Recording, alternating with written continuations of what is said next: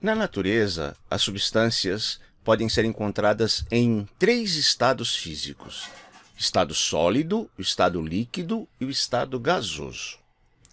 Esses estados da matéria também podem ser chamados de fases ou estados de agregação da matéria.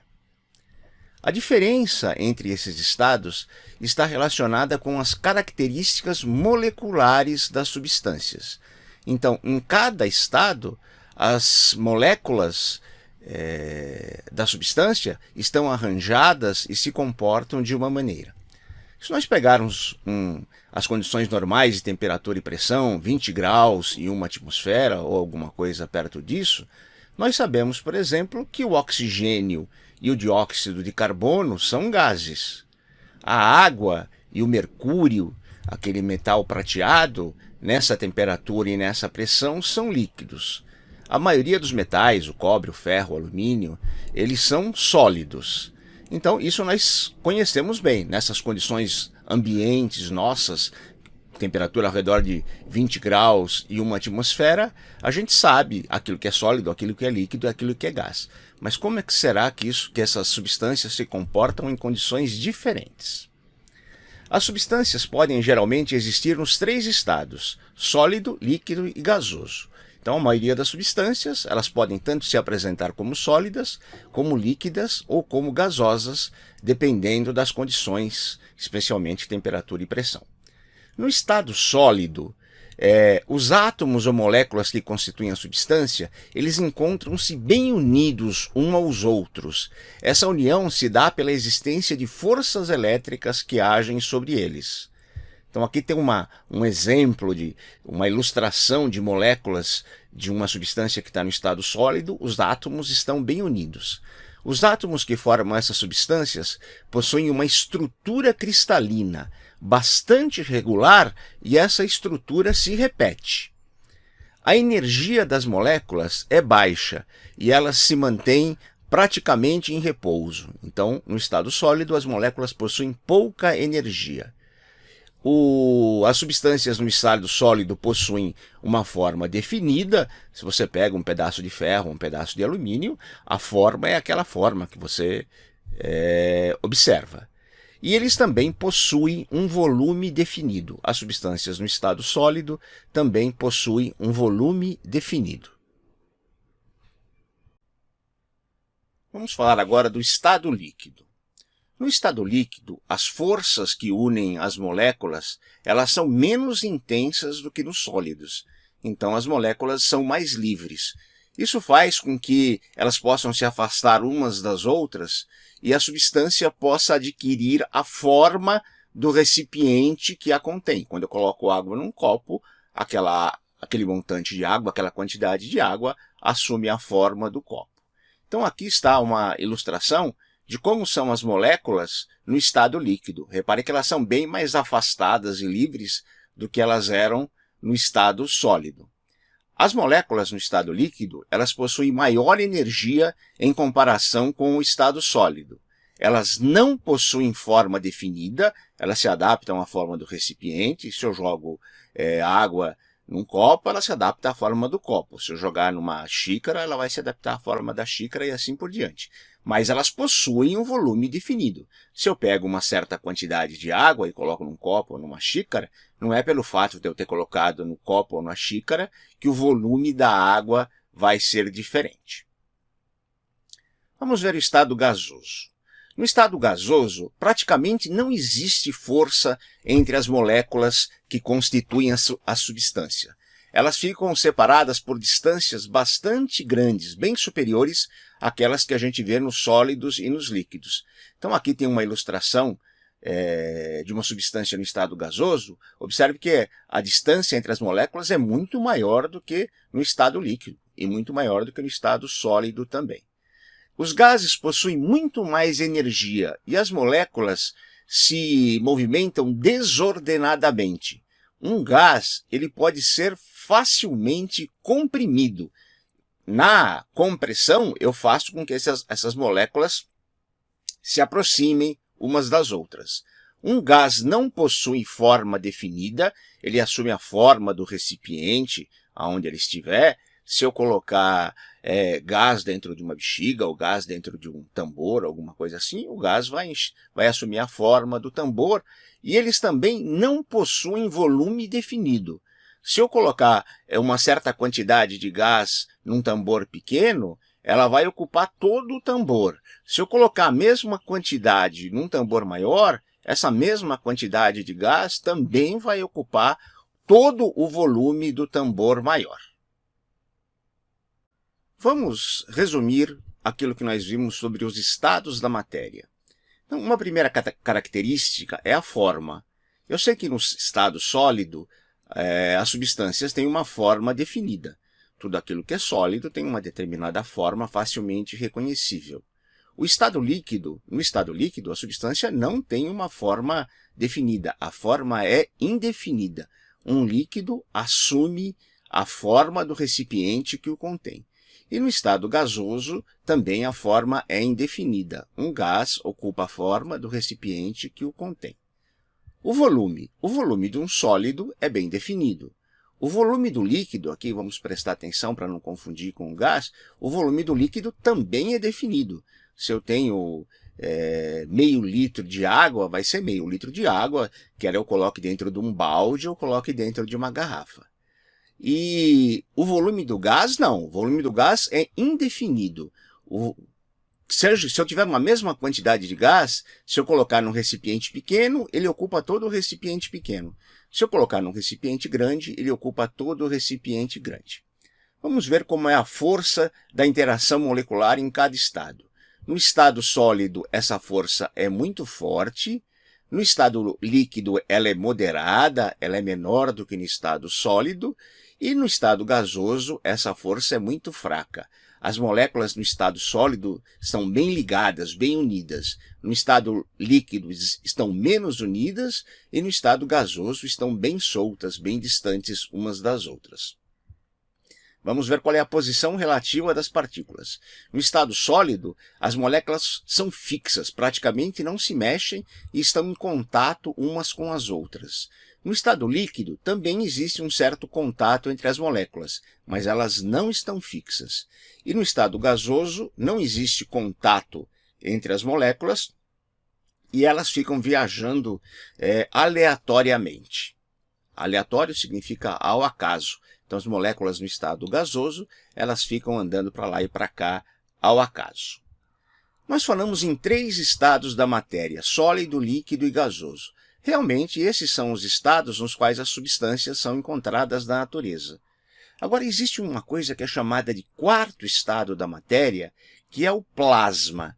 O que é o plasma? Imagina que eu tenho uma substância, ela está no estado sólido, eu vou aquecer calor, calor, calor, ela vai derreter, virar para o estado líquido, eu vou colocar mais calor, mais calor, mais calor, ela vai virar um gás, né? A substância vai evaporar, vai virar um gás, e eu continuo fornecendo calor. Eu forneço uma quantidade de energia tão grande que a agitação das moléculas fica tão grande que os elétrons acabam se soltando. E a substância torna-se uma massa disforme, eletricamente neutra e formada por elétrons e núcleos dissociados. Nessa figurinha, eu tenho um gás. Eu posso ver que os átomos aqui, as moléculas, eles estão longe uns dos outros, não estão grudados, mas estão inteiros. Cada átomo é o seu átomo lá, com o seu núcleo e o seu elétron. Se eu forneço muito calor, se eu aqueço muito, isso vai virar uma coisa chamada plasma. Nesse plasma, os elétrons ficam livres. Então, o que caracteriza o plasma são os elétrons livres. O plasma tem muitas aplicações em ciência e tecnologia moderna. Nós falamos sobre os estados da matéria. Agora vamos ver como é que uma substância pode mudar de um estado para outro. Isso ocorre em determinadas condições de pressão e temperatura. Essa mudança de um estado para outro é majoritariamente conhecida, é mais comumente conhecida como mudança de fase. Para que uma mudança de fase ocorra, para que uma substância mude de um estado para o outro, eu preciso fornecer ou retirar energia, geralmente na forma de calor. Então vamos pegar os 3 estados aqui, ó, sólido, líquido e gasoso. para mudar, a mudança de fase do estado sólido para o líquido é chamada de fusão. Aqui do lado, em vermelho, eu estou indicando que recebe energia, e em verde eu vou indicar que perde energia. Então a mudança do estado sólido para o líquido chama-se fusão. Do estado líquido para o sólido, solidificação. Gelo virou água, fusão. Água virou gelo, solidificação.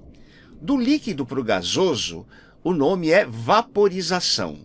A água evaporou, virou gás, virou vapor, vaporização. O vapor se condensou, o nome é condensação. Condensação quando muda do estado gasoso, do estado de vapor, para o estado líquido. Quando a mudança é direta do estado sólido para o gasoso, isso ocorre em determinadas substâncias, não é tão comum, mas ocorre, essa mudança é chamada de sublimação. E quando a mudança é no sentido oposto, do gasoso para o sólido, essa mudança é chamada de cristalização. Vamos fazer um exercício para fixar e expandir aquilo que nós vimos até agora. É um exercício da universidade que caiu na Universidade Federal de Santa Maria, no Rio Grande do Sul. É importante a gente ter uma técnica para resolver exercício. Para resolver os exercícios. E a técnica que eu costumo ensinar é, primeiro, dar uma lida geral. Ler todo o exercício para ver o que ele está pedindo, do que se trata, se você conhece mais ou menos. Então, deu aquela lida geral e agora você vai fazer uma lida, você vai dar uma lida atenta. Então, assinale falso ou verdadeiro em cada afirmativa.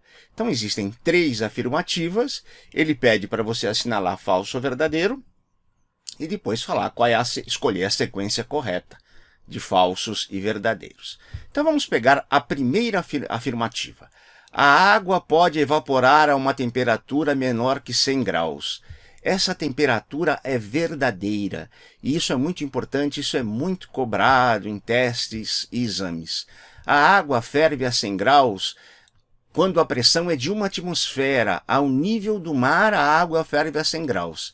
Se você aumenta a altitude e diminui um pouco a pressão, se você vem de Santos para São Paulo, por exemplo, em São Paulo a pressão é um pouco menor do que em Santos. Então a água ferve a uma temperatura menor. Se você for para Campos do Jordão, a água vai ferver numa temperatura ainda menor, pois Campos do Jordão está numa altitude maior e a pressão atmosférica em Campos do Jordão é menor. Isso é importante porque isso é muito cobrado. A sensação de frio ocasionada pela evaporação da água sobre a pele deve-se à absorção de energia da pele pelo líquido. Isso também é verdadeiro. Você pode jogar um pouco de água sobre a pele e você vai ver que acontece exatamente isso. A velocidade de evaporação da água não depende da pressão externa. Isso é falso. A evaporação, a temperatura e a velocidade de evaporação, elas dependem também da pressão. Então eu tenho verdadeiro, verdadeiro e falso. A alternativa que tem verdadeiro, verdadeiro e falso é a alternativa A. Então vamos lá, vamos fazer mais um exercício. Sempre a nossa técnica, primeiro eu leio tudo, depois faço uma segunda leitura atenta, extraindo os dados, se tiverem, né? Nessa questão, ele pede para assinalar a alternativa incorreta. Às vezes o aluno fica tão nervoso que acaba assinalando achando uma que ele acha correta. Então aqui ele quer saber a incorreta. Eu posso ler as 4 alternativas e posso ficar em dúvida, né? Então vamos supor que eu não sei. Eu vou tentar resolver esse exercício por eliminação. Vamos imaginar que eu não saiba essa da A, se todos os materiais expandem-se quando aquecidos. Será que isso é verdade? Será que isso é mentira? Então eu vou por eliminação. A A eu não sei, deixo para lá por enquanto. Eu vou na B. A temperatura de fusão de uma substância depende da pressão. Isso é muito importante, você tem que saber, é verdade, depende da pressão. Durante uma mudança de fase, a temperatura permanece constante, isso é verdade. Quando o gelo derrete, eu tenho gelo e água a 0 graus e a temperatura durante aquele processo, durante essa mudança de fase, ela permanece constante. Então a alternativa C também está correta, também está certo. A temperatura em que a água ferve depende da pressão. Como eu disse, isso aqui é muito cobrado. Isso é verdade, depende da pressão. A água ferve a 100 graus ao nível do mar, na pressão de uma atmosfera. Em São Paulo, que é um pouco mais alto, ferve a uma temperatura um pouco menor. Em Campos do Jordão, que é mais alto ainda, numa temperatura menor ainda. E no cume do K2 lá no Himalaia, ferve a uma temperatura bem menor.